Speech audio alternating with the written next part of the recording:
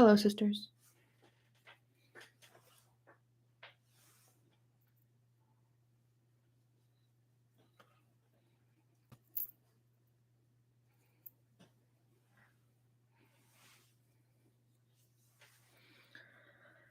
Right-Wing Women by Andrea Dworkin. Chapter 5. The Coming Gynocide. Quote, "Rich as you are, death will finish you. Afterwards, no one will remember or want you." End quote. Sappho. In a room of one's own, first read as a paper in 1928, the prescient Virginia Woolf called the attention of the women in her audience to a statement by a popular British journalist at the time who warned, quote, that when children cease to be altogether desirable, women cease to be altogether necessary. End quote. The woman who is deviant because she has no children, as Woolf was even in her avant-garde said, is often aware of how tenuous her existence is. It is a courtesy extended to her, letting her go on, despite the fact that she is not earning her womanly keep in the womanly way. She knows how little the world at large needs her or values her for anything else she does, even when she is exceptional. And if she understands how systematic and relentless the valuation of her kind is, she also knows that at the heart of the male system there is a profound contempt for anything in women that is individual, that is independent of the class definition or function, that cannot finally be perceived and justified as incidental to motherhood. Had anyone thought seriously about how women, quote, cease to be altogether necessary, unquote, they might have thought in terms of population control. There are too many people. Governments decide to feed all the people, which provides a certain incentive for finding ways to see that there are less people. This is presented to the people as a humanistic program to increase the quality of life for a smaller, less burdensome, less troubled population. The women who were giving birth to the teeming masses are not altogether necessary anymore. There is lots of liberal hope and goodwill. The right has reason to be pleased too, since society operates largely according to its conception of value. Poor, Black, Hispanic, and immigrant populations would inevitably be the targets of state-run population control programs. The teeming masses, so messy, so poor, so dark, would disappear, or significantly diminish in numbers, taking with them the poverty for which their color seems responsible. Get rid of those dirty beggars in India. Get rid of the bastards those black women on welfare keep producing. Get rid of the Jews too, the old and the sick, the gypsies, the homosexuals, the political dissidents. As the Nazis did, often in the name of creating a better quality population. But the Nazis did not just kill to get rid of the population garbage. They had a program of breeding. Himmler developed a plan for a women's academy of wisdom and culture. It would give a decree called, quote unquote, exalted woman. Birth control advertising was forbidden. Birth control clinics were shut down. Abortions were forbidden, and the Nazis were fierce enforcers of anti-abortion laws. All so that Aryan women would breed. In 1934, the Nazis established the Mother Service Department. Its purpose was to educate women over 18 to fulfill the duties of womanhood, Nazi style. Quote, "The program of our nationalist socialist women's movement contains really only one single point," end quote, said Hitler in 1934. Quote, "This point is the child that must come into being and must thrive," end quote.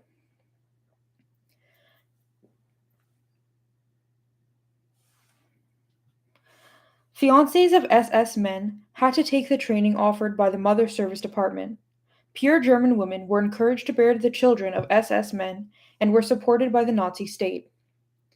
Himmler established homes for these women. No abortion, no birth control, no careers other than motherhood for the racially pure. Imprisonment, rape, sometimes sterilization, and death for the others. The racially privileged woman is not free. The conditions of her survival are predetermined. She may get rewards for meeting them, but outside of them, she has no chance. While the racially inferior women are being used one way, the racially superior women are being used in what appears to be the opposite way, but it is not. These are two sides of the same coin. The two sides travel together, materially inseparable and yet unalterably divided. Neither side, in this case, has a life outside totalitarian womanhood. In such a society, the racially privileged woman has the best deal, but she is not free. Freedom is something different from the best deal, even for women.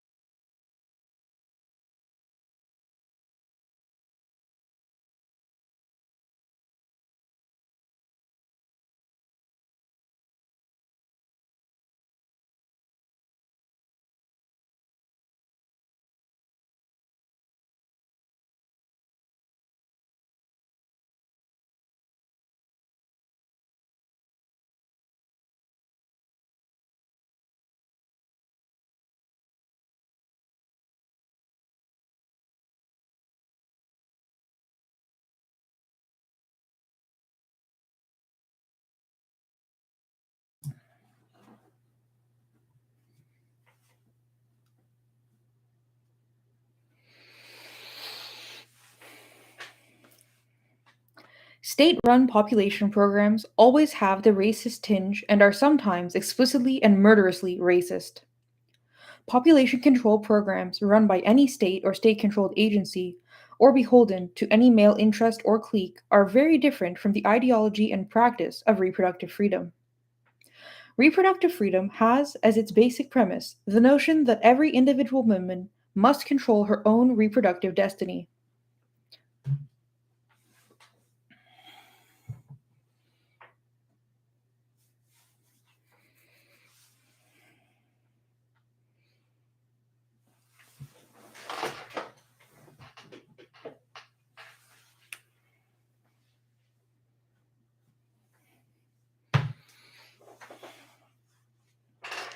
She has a right to be protected from state intrusion and from male intrusion. She has a right to determine her own reproductive life. Abortion on demand, for instance.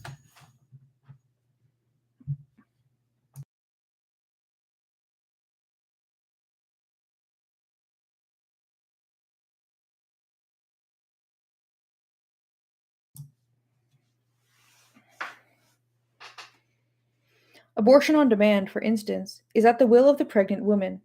Sterilization of poor women is usually at the will of the male doctor who represents his race and class and is often paid by the state or acts in accordance with the interests of the state. Sterilization abuse in the United States has been practiced primarily on very poor Black and Hispanic women. Contraceptives are tested on the women in Puerto Rico, which has the virtue of being a U.S. colony as well as having a brown skinned population.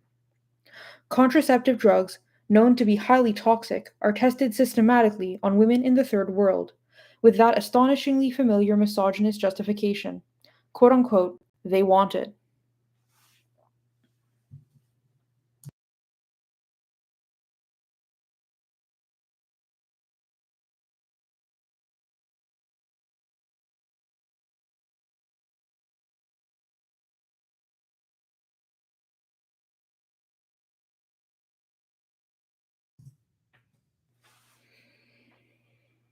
The evidence of this collective will is that the women line up for injections of such drugs. It is frequently not mentioned that a chicken or other food is payment for taking the shot, and the women are starving and so are their children. Those who have been institutionalized, sorry, Those who have seen institutionalized programs of population control as a humane and sensible solution to some aspects of mass poverty have been unable to face the problem intrinsic to these programs. The poor are often also not white, and the enthusiasm of state planners for population control is often based on this fact. Children of these women long ago ceased to be altogether desirable, and these women long ago ceased to be altogether necessary. The marginality of these masses of women, because of race, has obscured how much their expandability has to do with being women. Quote, made in South America where life is cheap, end quote, read the advertisements for the pornographic film Snuff, which purported to show the torture, maiming, and murder of a woman for the purpose of sexual entertainment. The removing of the woman's uterus from her slit abdomen was the sexual act to which the man in the film, who was doing the cutting, supposedly climaxed. Life is cheap for both women and men wherever life is cheap, and life is cheap wherever people are poor. But for women, life is in the uterus, and the well being of a woman, economic, social, sexual, depends on what the value of the uterus is, how it will be used, and by whom, whether or not it will be protected, and why. Whatever her race or class, however much she is privileged or hated for one or both, a woman is reducible to her uterus. This is the essence of her political condition as a woman. If she is childless, she is not worth much to anyone. If her children are less than desirable, she is less than necessary. On a global scale, racist population programs already exist that provide the means and the ideological justifications for making masses of women extinct because their children are not wanted. The United States, a young, virile, imperialist power compared to its European precursors, has pioneered this kind of reproductive imperialism. The United States was the perfect nation to do so, since the programs depend so much on science and technology, the nation's pride, and also on a most distinctive recognition of precisely how expendable women are as women, simply because they are women. Obsessed with sex as a nation, the United States knows the strategic importance of the uterus, abroad and at home. Inside the United States, a gynocidal policy, sorry, inside the United States, gynocidal policies are increasingly discernible. The old, the poor, the hungry, the drugged, the mentally ill, the prostituted, those institutionalized in wretched, inhumane nursing homes and mental hospitals are overwhelmingly women. In a sense, the United States is in the forefront of developing a post industrial, post Nazi social policy based on the expendability of any group in which women predominate and are not valued for reproduction, or potential reproduction in the case of children. Public policy in the United States increasingly promises to protect middle class or rich white women owned in marriage who reproduce and to punish all other women. The Family Protection Act, a labyrinthian piece of federal legislation designed to give police state protection to the male headed, male dominated, female submissive family, and the Human Life Act, which would give a fertilized egg legal rights adult women are still without, would be the most significant and effective bludgeoning instrument of this public policy if passed.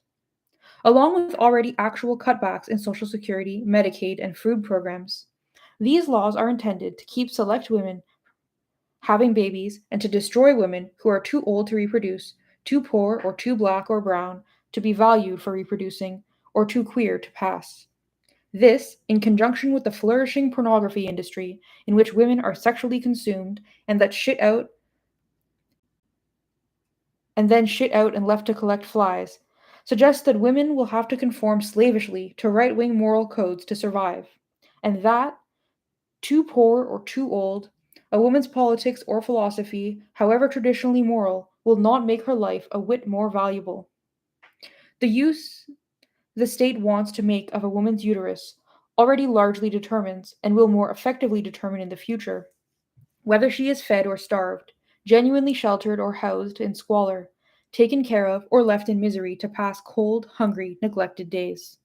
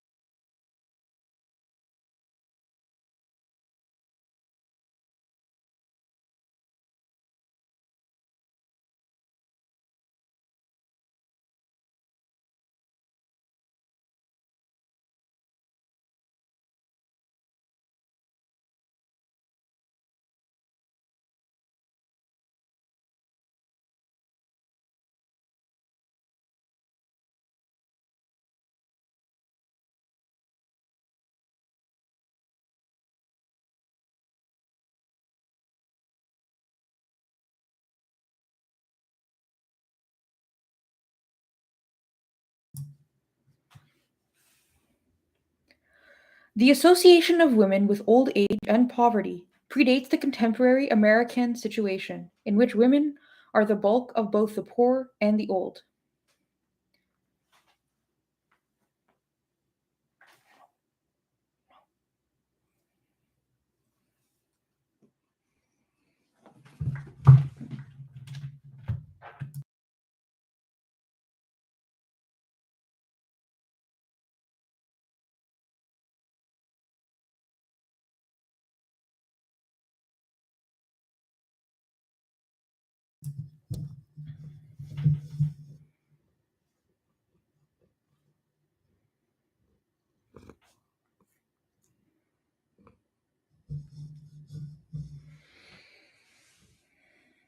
In 1867, Jean-Martin Charcot, known primarily for his work with the institutionalized insane, did a systematic study of old age. The population he studied was old women in a public hospital in Paris. Female, old, poor, urban. Since that time, many psychological and sociological generalizations about the old have been framed as if the population under discussion were male, even when it was exclusively female, as in Charcot's study.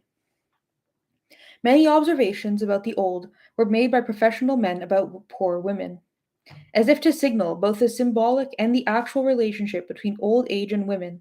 The first person in the United States to receive a Social Security check after the passage of the Social Security Act in 1935 was a woman, Ida M. Fuller.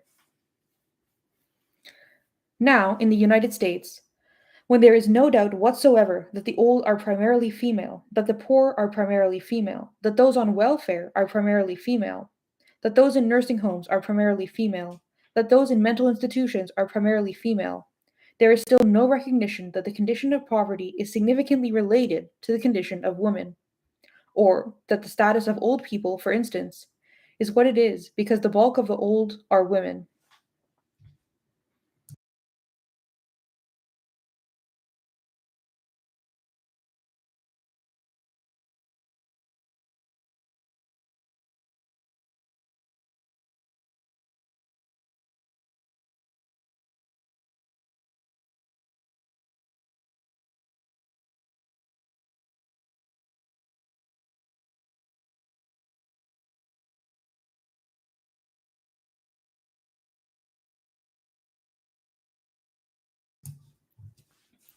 Quote unquote, indeed, writes one writer on old age, quote, relatively recent trends in the aging of America may have changed the status of older Americans. It is conceivable, for instance, that the elderly have become a much larger burden to society since World War I. After all, women, very old persons, and those stuck in deteriorating locations now constitute a greater portion of the aged population than ever before. End quote.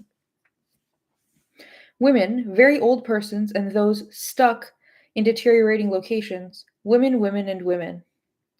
Quote unquote, after all, women, women, and women, quote, now constitute a greater proportion of the aged population than ever before, end quote. The status of the old has changed, gone down.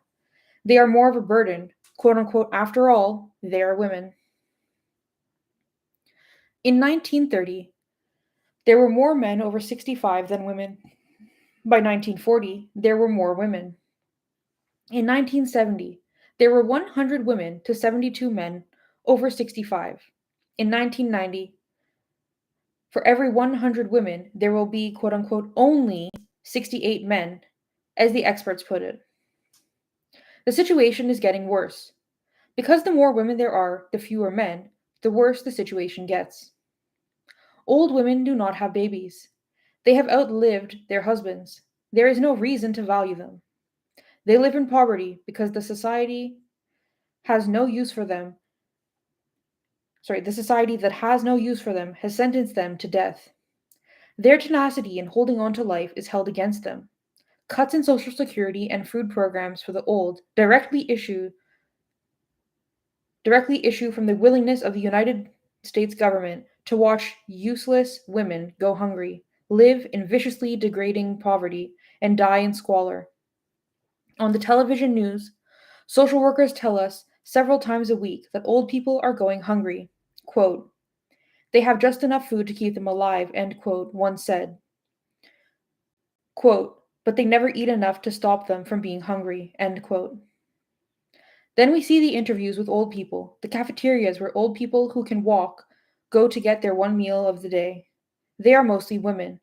They say they are hungry. We can observe, if we care to, that they are female and hungry. Within this population of the old, there are the people in nursing homes. Quote, there are more than 17,000 nursing homes in the United States, as opposed to roughly 7,000 general hospitals, and their aggregate revenues exceed $12 billion a year, end quote, writes Bruce C. Vladeck in Unloving Care, The Nursing Home Tragedy. Quote, they have been described as houses of death, concentration camps, warehouses for the dying. It is a documented fact that nursing home residents tend to deteriorate physically and psychologically after being placed in what are presumably therapeutic institutions. The overuse of potent medications in nursing homes is a scandal in itself. Thousands of facilities in every state of the nation fail to meet minimal government standards of sanitation, staffing, or patient care. The best government estimate is that roughly half the nation's nursing homes are substandard, end quote.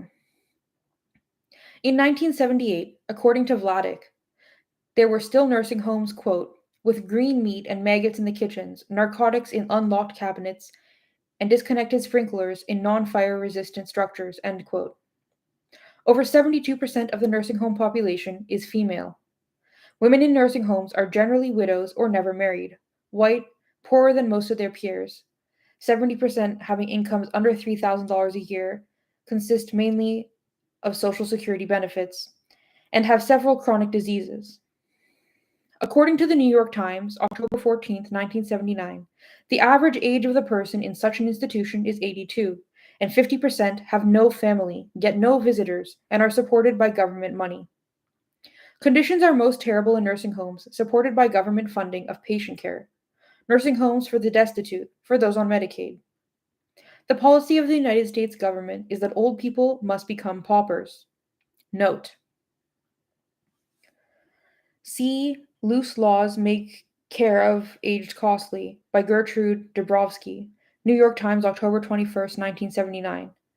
In a subsection called How the Programs Work, Dabrowski explains, quote, as of April 1977, the last period for which such figures are available, a nursing home patient under Medicaid could not have an income greater than $533.39 a month. However, should this same person want to remain at home and receive community-based, health-related services, this monthly income must be less than $200.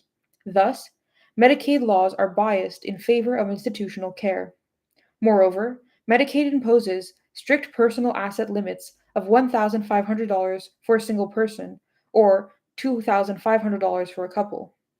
To be accepted by a nursing home under Medicaid, a person must sell his home, liquidate his assets, and turn them over to Medicaid as a gift, in which case he stays on Medicaid. Or, he may give up the funds directly to the nursing home as a private payment until the money falls below the allowable level. When that happens, the patient reapplies for Medicaid, but may be put on a waiting list. End note.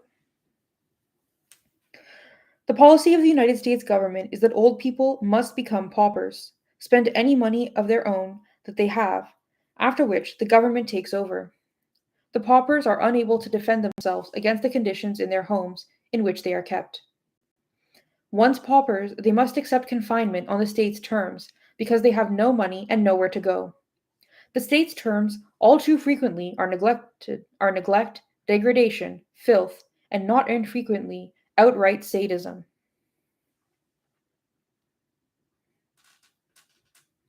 The nursing home population is markedly white. Blacks die younger than whites in the United States, perhaps the result of systemic racism, which means inadequate health care, shelter, and money over a lifetime. Blacks alone comprise a full 11.8% of the US population, and yet only 9% of the old are people of color, including Asians, Native Americans, and Hispanics. Nationally, so-called non-whites, including blacks, comprise only 5% of the nursing home population.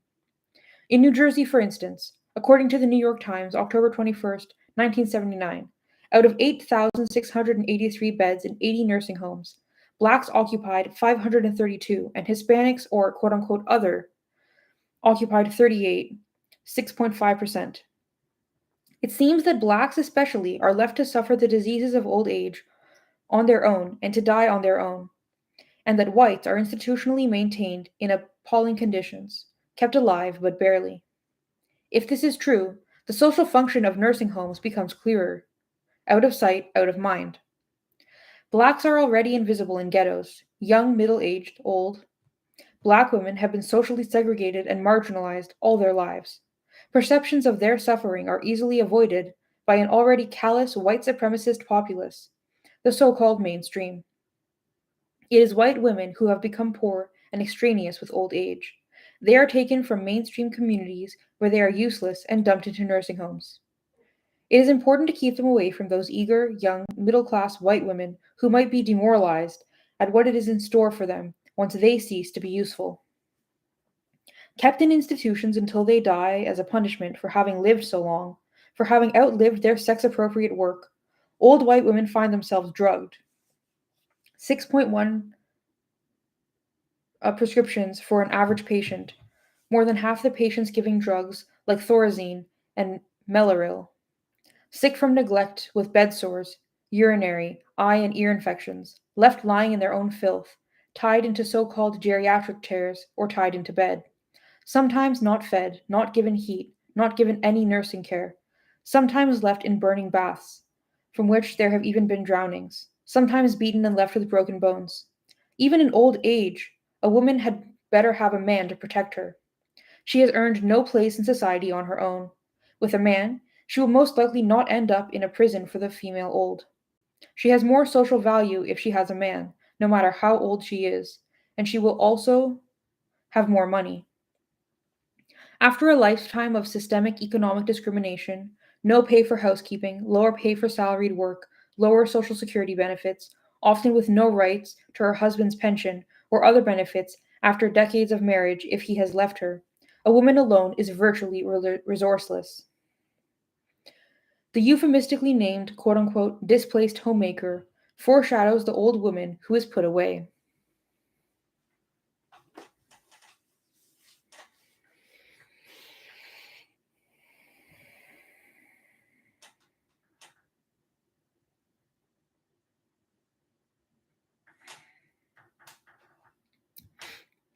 The drugging of the predominantly female nursing home population continues in old age, a pattern established with awful frequency among women. Women get 60 to 80% of the prescriptions for mood altering drugs, 60% of the prescriptions for barbiturates, 67% of the for tranquilizers, and 80% for amphetamines. Women are prescribed more than twice the drugs that men are for the same psychological conditions. One study of women in Utah, cited by Muriel Nellis in The Female Fix, quote, showed that 69% of women over the age of 34 who were not employed outside the home and who were members in good standing of the Mormon Church use minor tranquilizers, end quote. Such women are considered a high risk group for addiction by the time they are 45 or 50. The dimensions of female drug addiction and dependency are staggering. In 1977, 36 million women used tranquilizers, 16 million sleeping pills, 12 million amphetamines, and nearly 12 million women got prescriptions for these drugs from doctors for the first time. As Nellis, who cites these figures, makes clear, note, testimony in 1978 by the acting director of the National Institute on Drug Abuse before the House Select Committee on Narcotics Abuse and Control. End note.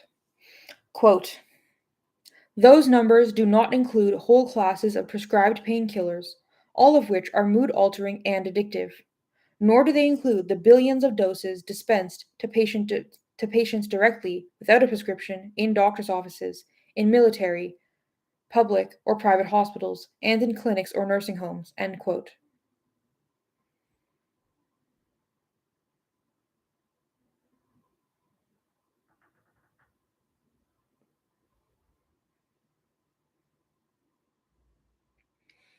According to the Food and Drug Administration, between 1977 and 1980, Valium was the most prescribed drug in the United States.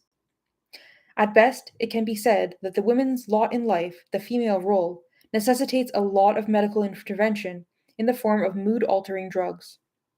At worst, it must be said that these drugs are prescribed to women because they are women, and because the doctors are largely men. The male doctor's perception of the female patient, conditioned by his belief in his own difference from her and superiority to her, is that she is very emotional, very upset, irrational, has no sense of proportion, cannot discern what is trivial and what is important. She has no credibility as an observer of her own condition, or even as one who can report subjective sensations or feelings with any integrity or acuity. She is overwrought, not because of any objective condition in her life, but because she is a woman, and women get emotional and overwrought simply because that is how women are. Doctors have prescribed tranquilizers to women for menstrual cramps, which have physiological cause. For battery, the battered woman is handed a prescription and sent home to the batterer. For pregnancy, a woman is chemically helped to accept an unwanted pregnancy. For many physiologically rooted diseases that the doctor does not care to investigate, but he would examine a man carefully, not give a tranquilizer.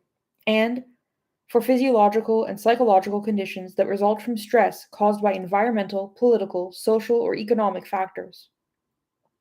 When a man and a woman go to the doctor complaining of the same symptoms, she is dismissed or handed a tranquilizer, and he is examined and given rest tests. Hysteria means suffering of the womb. Since antiquity, it has denoted biological womanhood. Freud is credited by some sentimentalists as a feminist because he insisted that men could be genuinely hysterical too. He was the first to assert that hysteria could manifest in someone without a womb. This was very liberal and rebellious, and Freud's was a lone voice. Medical opinion was that hysteria, as a pathology, was exclusively limited to women because women had wombs and because women were obviously hysterical.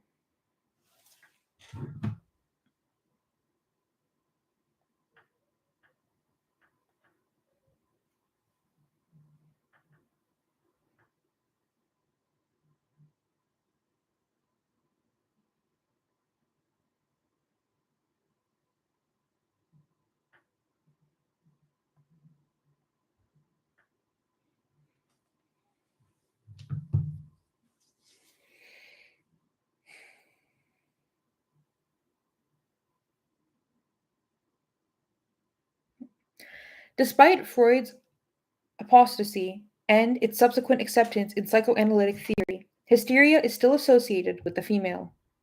She does not have reason or intellect, she has emotion. She starts with a lot of emotion by virtue of being female. When she gets more emotional than is socially acceptable, or when emotion begins to interfere with the exercise of her female functions, or the performance of her female duties, then she is sedated or tranquilized. Female complaints to male doctors are perceived as emotional excrescences, and indeed, women learn as girls that either they convince, sorry, women learn as girls that either they convince through emotional displays or they do not convince at all. So that women do tend to persuade by force of feeling and do learn early to compensate for the almost certain knowledge that they will not be believed because they are not credible, no matter how accurate, restrained, or logical they are. The solution to female emotional excess, whether expressed by the woman, appropriately by her lights, or hallucinated by the male doctor, is keeping women calm or numb or asleep with drugs.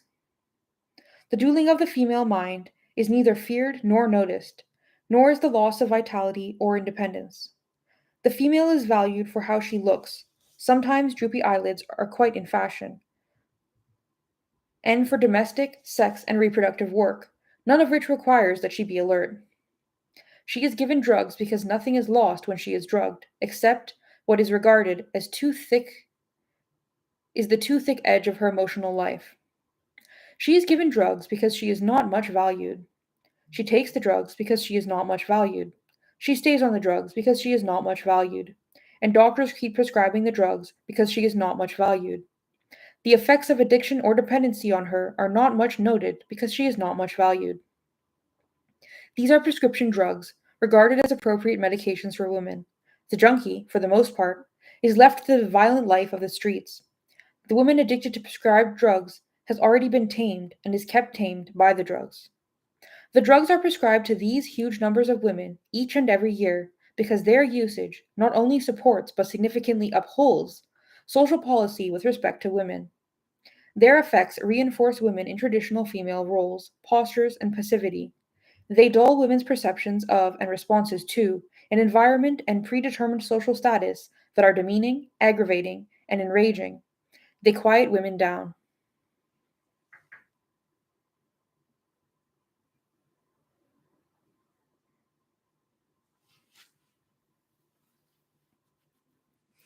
The use of these drugs to numb the masses of women shows only how little women are worth to the doctors who do the prescribing, to the women themselves, to the society that depends on this mass drugging of women to help in keeping women as a class quiescent and women as individuals invisible or apparent. 36 million women can be tranquilized in a year, and the nation does not notice it, does not miss their energy, creativity, wit, intellect, passion, commitment. So much are these women worth, so important is their contribution, so indelible is their individuality, so essential is their vigor. In addition to being too emotional, women can be too fat. In fact, it is hard not to be, and it is sometimes pointed out that American standards of beauty dictate a leanness closer to the skeletal depravity of concentration camp victims than to any other socially recognized physiognomy. Most amphetamines are prescribed as diet pills, although women use them to propel themselves through the normal routines of the day. Depression is commonplace among women because housework is boring, sex is boring, cooking is boring, children are boring, and women resent being bored but cannot change it. Depression is commonplace among women because women are often angry at the conditions of their lives, at what they must do because they are women, as the way they are treated because they are women. And depression is truly anger turned inwards. Depression is commonplace among women because a woman's life is often a series of dead ends, joy, which is the measure of femininity. A decade or two ago, doctors prescribed amphetamines with reckless abandon. Now, they are more cautious, and not only because amphetamines wreak havoc on the human body. Amphetamines lead women away from femininity towards aggression, social dysphoria, and a paranoia that threatens the woman's compliance as a sexual partner. Tranquilizers and sleeping pills interfere much less with the female life as it should be lived, no matter how serious the addiction. Doctors justify the use of amphetamines by those 12 million users in one year, for instance, in terms of getting women thinner. Women get the drug by saying they want or need to be thinner, no matter how thin they are. Or doctors prescribe the drug without explanation as to its qualities and effects. Especially, they make no reference to its addictive nature and to the high it produces. The woman knows her value is in becoming what the man wants to have. She has no sense of self outside his evaluation of what she should be. Male doctors essentially share the same male values, and women accept their authority as men, not just as doctors. The woman's body is evaluated according to a sexual aesthetic, not according to a medical ethic. Amphetamines prescribed by a doctor reinforce the misogynist rule that a woman's only wealth is her body as an object, and that any act of self-destruction, like taking amphetamines, is both justified and sexually enhancing if it makes her what men want. Doctors accept and sometimes encourage this logic. Doctors often subscribe to it and pass it on to women. If women are not thin, what are they? This is not a standard that can be applied to a respected or self respecting individual or to a respected or self respecting group. It is applied ruthlessly to women and it is not applied to men.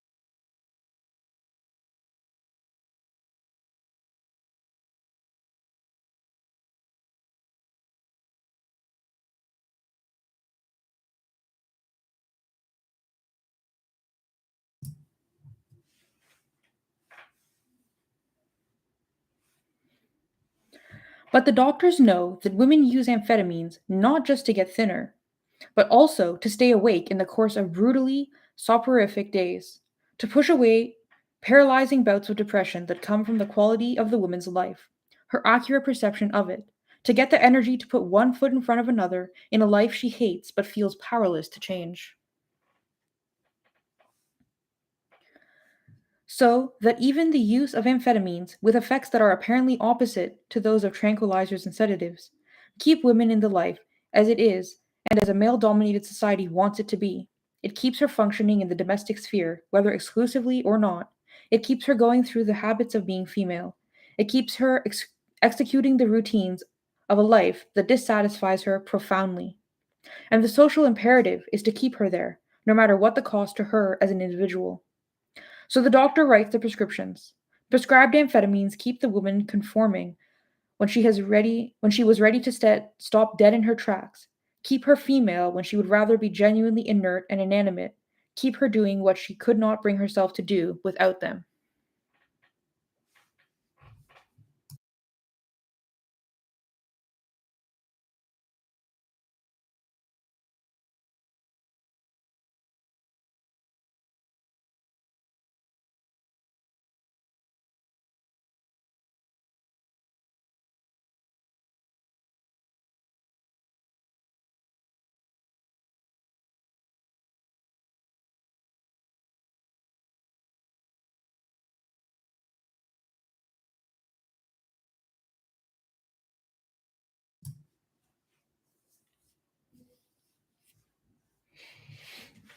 So the doctor writes the prescriptions.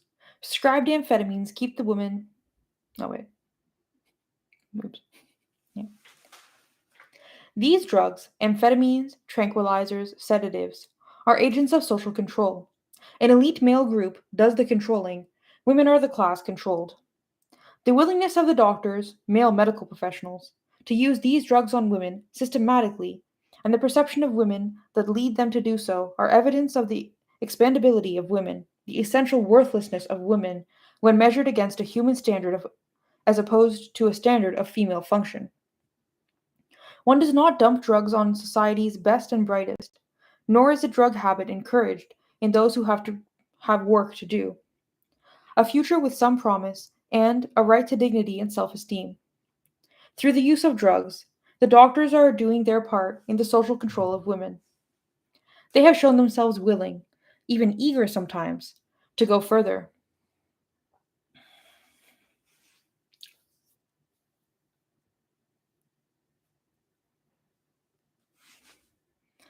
Decades ago, clitoridectomies were all the rage as doctors did their surgical bit to control sexual delinquency in women. Now, after being out of fashion for a few short years, the doctors are trying to bring psychosurgery back into style.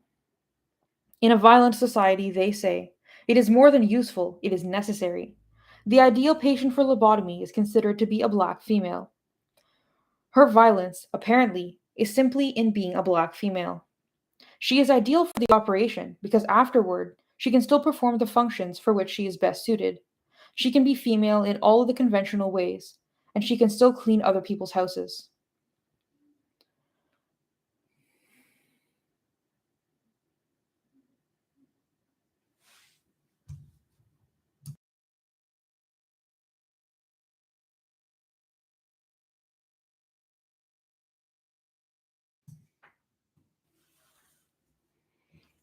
Surgeons, however, need step in only where welfare programs have already failed to provide a pool of cheap black female labor.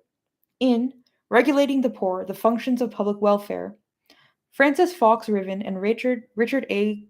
Clark, Clarward show that black women have been given less money than white women in welfare payments and, as a result, have had to do menial work to achieve the barest subsistence, and have been kept off the welfare rolls altogether by administrators who have manipulated regulations to exclude blacks, in keeping with the racist policies of local or state governments.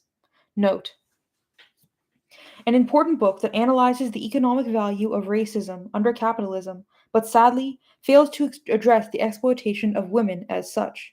As a result, the social and sexual controls on the welfare population are understood superficially, The ubiquitous and almost self renewing nature of the controls is not taken seriously enough. It is not recognized that as long as the sexual oppression is intact, the controls will keep appearing, even if reform seems to have eliminated them. End note. This pattern of discrimination was particularly evident in the South, but it was also found in other regions of the country. Quote, there are many mechanisms by which Southern welfare departments deny or reduce payments to blacks, thus keeping them in the marginal labor market. The quote unquote employable mother rule, that a mother must work if the welfare agency determines that there is appropriate work for her, has been applied discriminatorily against black women. When field hands are needed, Southern welfare officials assume that black woman is employable, but not a white woman. End quote.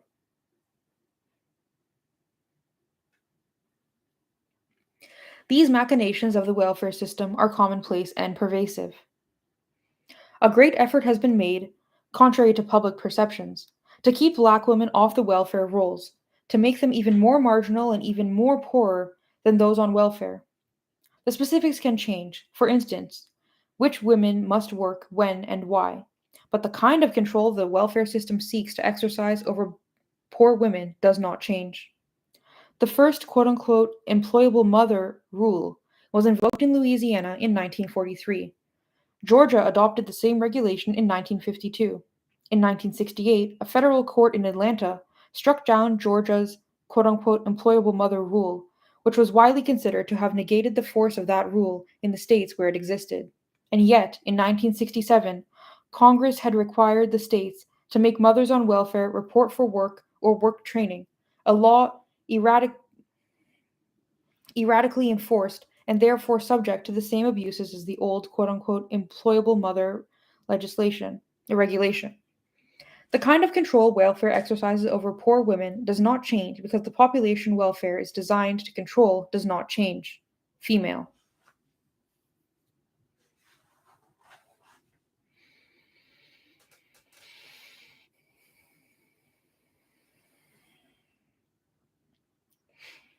The question of suitable employment is raised persistently within the welfare system. What is to be expected of women with children? Should they work or stay at home? What kind of work are they offered or forced to take? Is that work entirely determined by prejudgments as to their nature? What can and should be expected of them because they are female, female and black, female and white, female and poor, female and unmarried? In New York City, women on welfare say they have been strongly encouraged by welfare workers to turn to prostitution.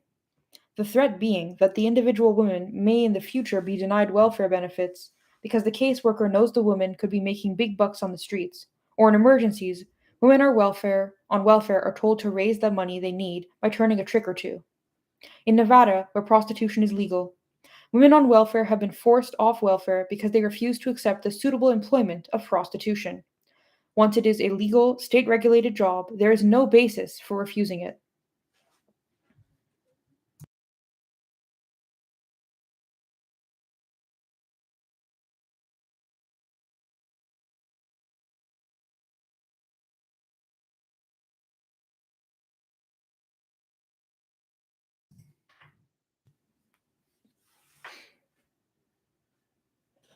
Prostitution has long been considered suitable employment for poor women, whether it is legal or not.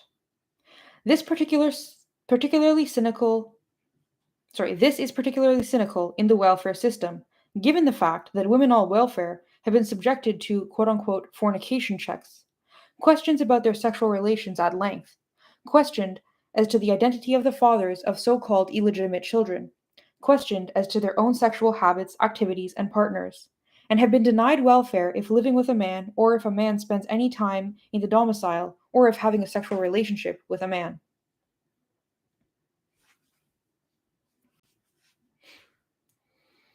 Their homes could be inspected any time. Searches were common after midnight. When the welfare workers expected to find the contraband man, the courts put a stop to late searches, but daytime searches are still legal. Beds, closets, and clothes were inspected to see if any remnant of male presence could be found. Sometimes, criminal charges of fornication were actually brought against the mother of illegitimate children. The purpose was to keep them from getting welfare. For instance, in one typical case, a New Jersey woman was convicted of fornication and given a suspended sentence. She was forced to name the father, who went to prison. Welfare workers were allowed to interrogate children concerning the social and sexual habits of their mothers. Women on welfare have even been required to tell when they menstruate. Women on welfare have had no rights to sexual privacy, and in this context, turning them toward prostitution goes right along with refusing to allow them private, intimate, self determined sexual relations. Prostitution is the ultimate loss of sexual privacy. Gains made in the courts in the 1960s to restore rights of privacy to these women are being nullified by the welfare policies and regulations designed to control the same population in the same old ways. Practices that appear in new guises but are built on the same old attitudes and impinge on the welfare population in the same old and cruel ways.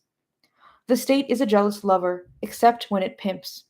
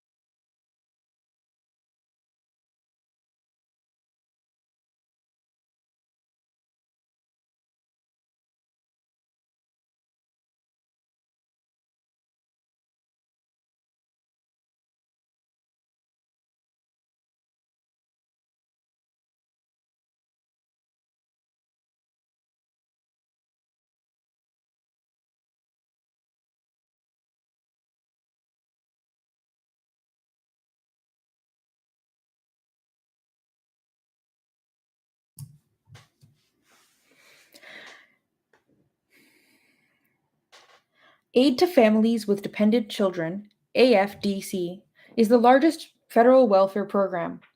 This is welfare for women and their dependent children. As of 1977, 52.6% of the recipients were white, 43% were black, and 4.4% were designated as quote unquote American Indian and other. Welfare fundamentally articulates the state's valuation of women as women. The condition of women determines the philosophical basis and practical strategies of the welfare system. Note: this is not to suggest that welfare does not have devastating consequences for Black men.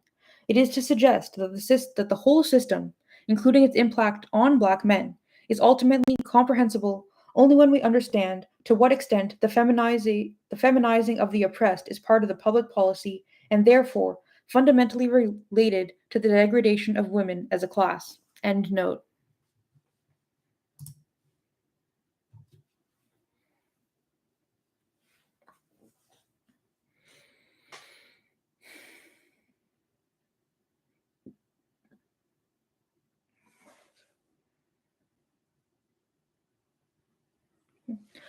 The racist structure of class provides a framework in which women can be isolated, punished, and destroyed as women.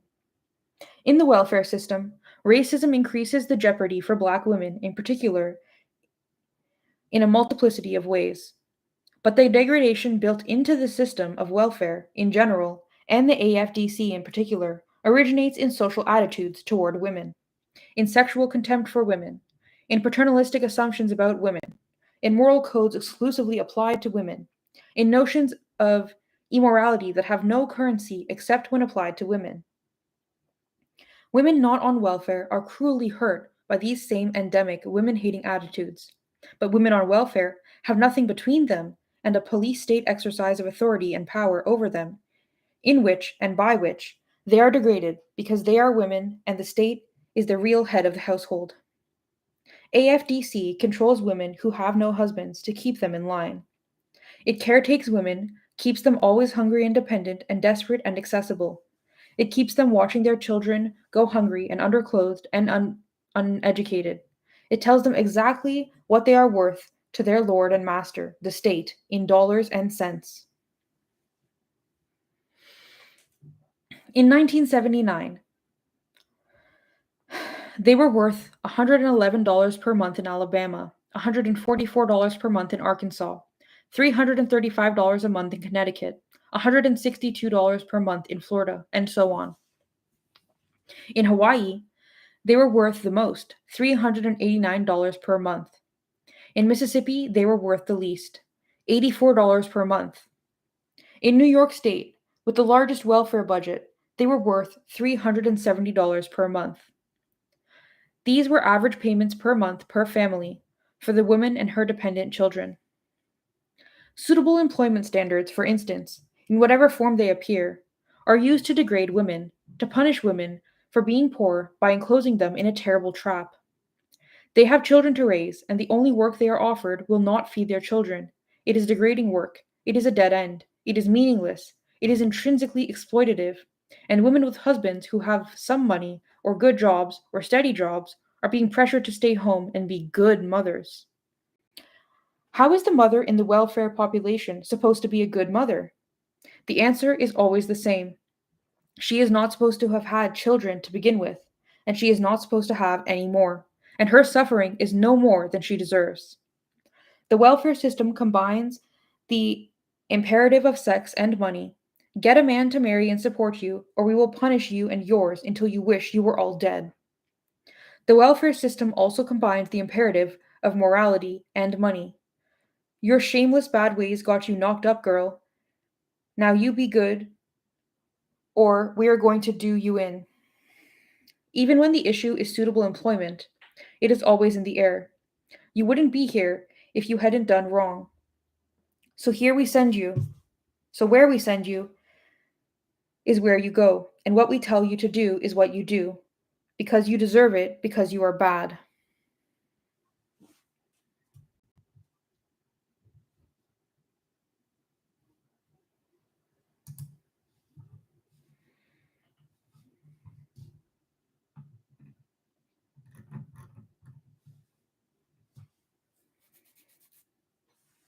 So, in addition to suitable employment, the welfare system has been, and will continue to be, preoccupied with what are called quote unquote suitable homes, and with what can be called quote unquote suitable morality, something of a redundancy. Most AFDC programs were established by 1940. By 1942, over half the states had quote unquote suitable home laws. These laws demanded that women meet certain social and sexual standards in order to qualify for welfare benefits. Illegitimate children, for instance, would make a home not suitable. Any infraction of conventional social behavior for women might do the same. Any overt or noticeable sex life might do the same. The woman could keep the children. The homes were suitable enough for that, but were not entitled to any money from the chaste government. As Piven and Cloward make very clear, this meant that the women had to work doing whatever menial labor they could find. They simply had no recourse. But it also meant that the state had become an instrument of God. Welfare's mission from the beginning was to punish women for having had sex outside of marriage, for having had children outside of marriage, for having had children at all, for being women.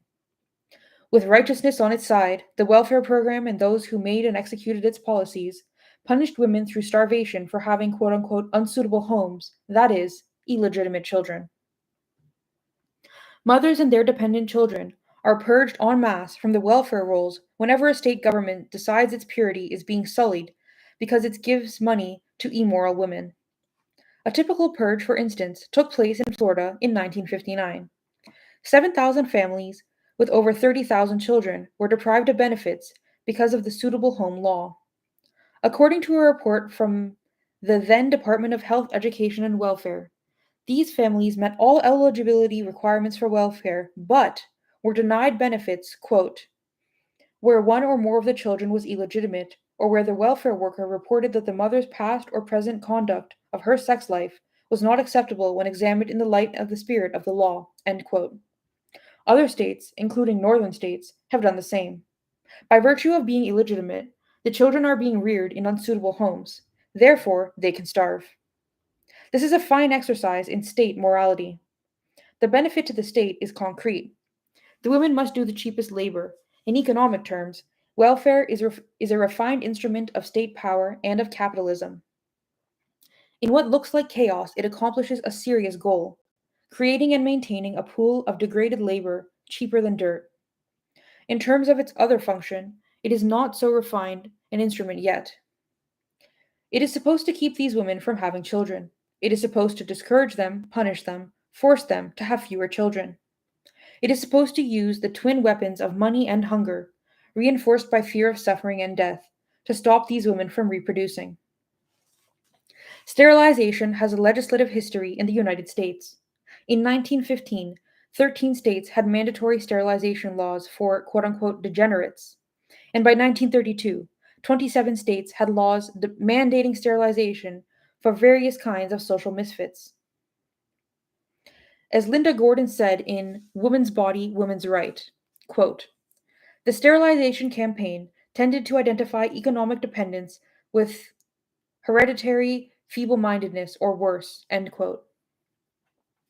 It had been proposed over and over again. If these women are going to keep having these bastards, after the second, third, or fourth, we have the right to stop them, sterilize them, for their own good, and because they are paying the bills. Sterilization has been practiced on poor women piecemeal. So far, there is no judicial carte blanche that extends the power of the state explicitly to the tying of tubes because a woman is on welfare. But when doctors sterilize Medicaid women, they know that they are acting in concert with the best interests of the government that administers welfare, and the government does not hesitate to pay the doctor for his good deed. So far, the strategies of the state in stopping women on welfare from having children have been crude. The government has tried to police their sexual relations, enforce chastity, keep men out of their homes, punish them for having illegitimate children, starve them and their children. State policy is one of absolute, cruel, murderous paternalism.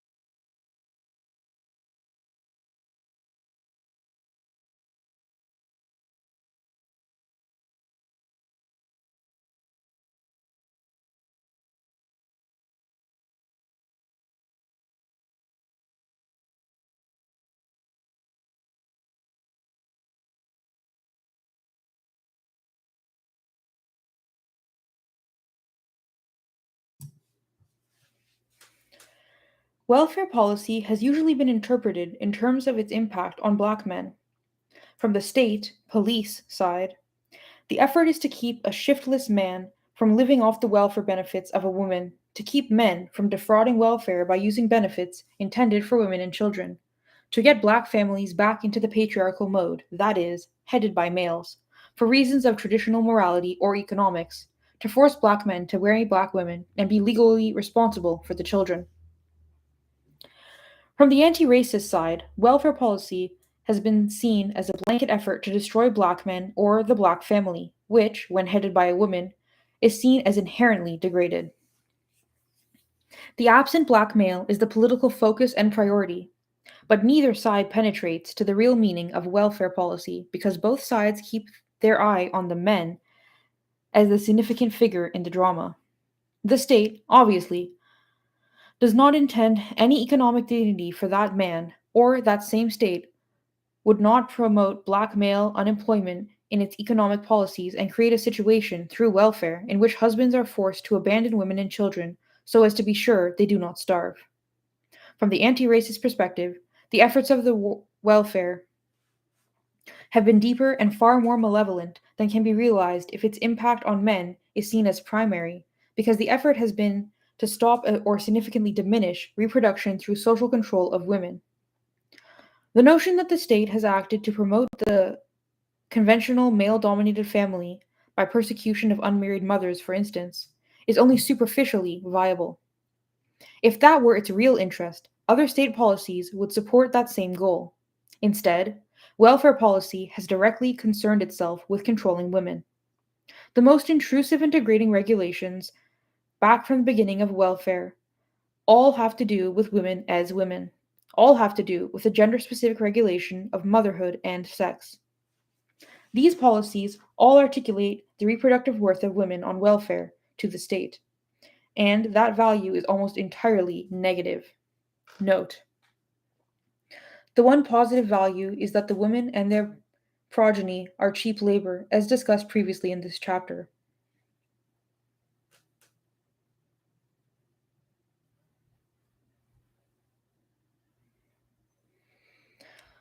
The causes of the need for welfare, from the human, not the state, point of view, are in the systemic economic discrimination against women, with black women suffering the most stark economic deprivation, and in the systematic sexual degradation of women.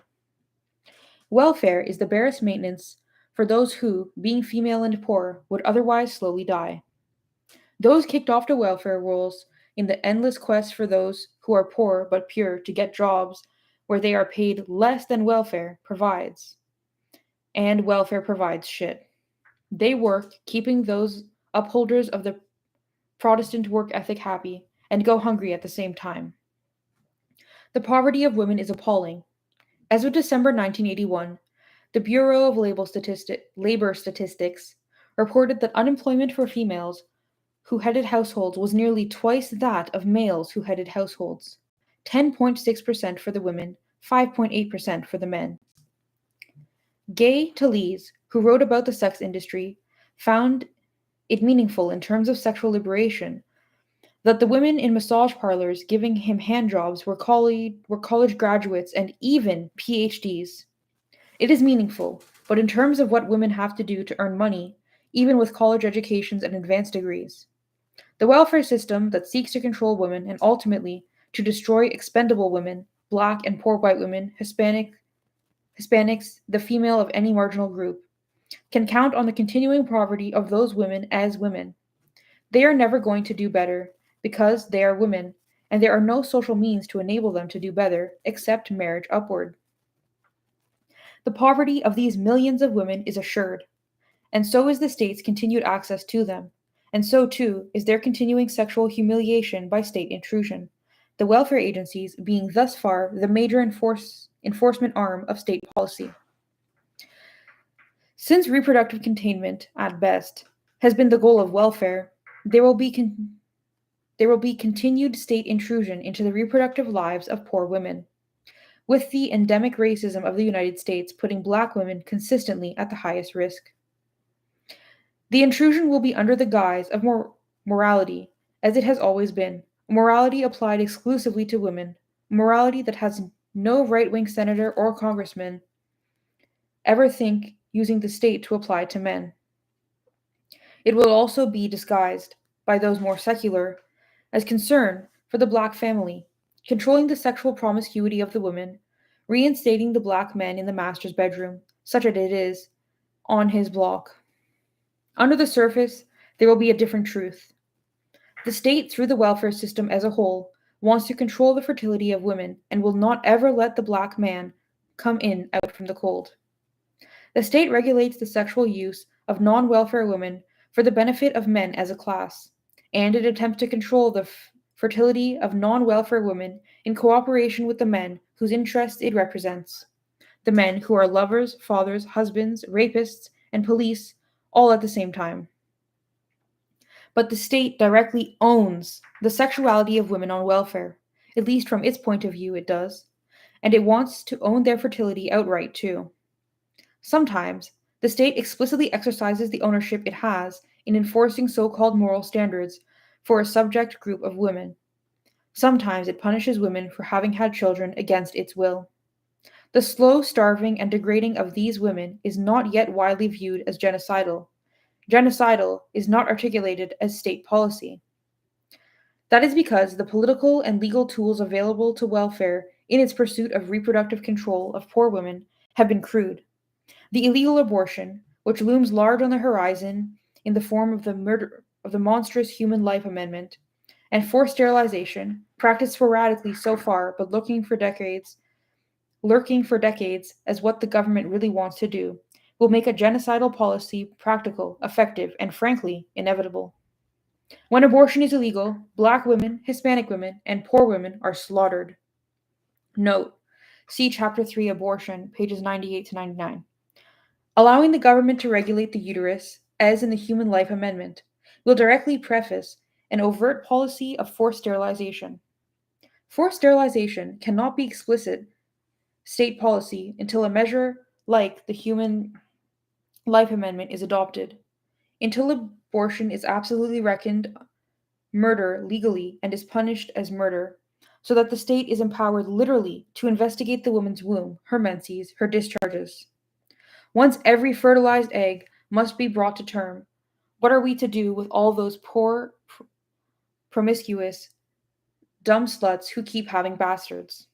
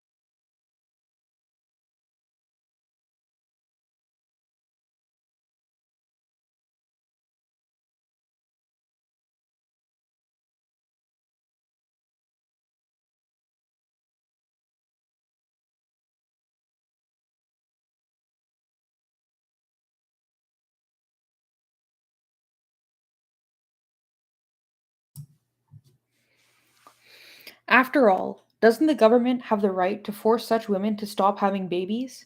Isn't the government paying for them? Aren't those women immoral, fucking around and having babies for money? If every fertilized egg is going to be brought to term under penalty of a murder charge for failing to discharge that obligation, isn't it best just to insist that women taking government money have their tubes tied? And doesn't this combination of illegal abortion, prohibited in a way never existed before, prohibited from contraception, and forced sterilization finally meet the not so hidden agenda of welfare?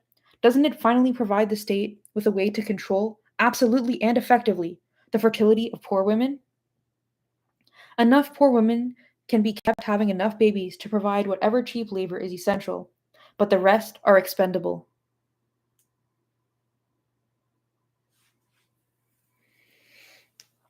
And what is going to happen to women, these women and all women, when the tools of reproductive control of women are no longer technologically, medically crude?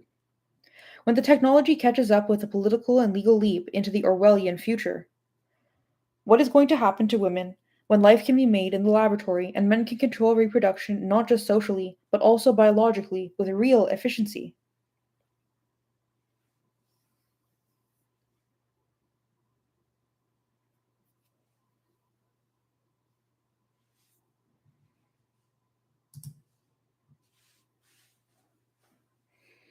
The value of a female life is determined by its reproductive value.